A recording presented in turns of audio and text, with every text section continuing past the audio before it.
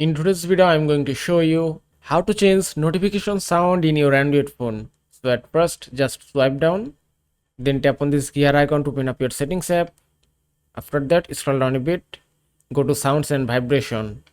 From here, just go to notification sound, and that's it. Now from here, you can change your notification sound. If you have two SIM cards in your phone, then you can set notification tone separately for two SIM cards. From here, you can set notification for SIM card 1, and from here, you can set sound for SIM card 2. And then just select any kind of sound, and that's it. And you can increase or decrease your volume from here. And that is how you can change notification sound in your Android phone. I hope this video was helpful. If it was, please give it a thumbs up and don't forget to subscribe.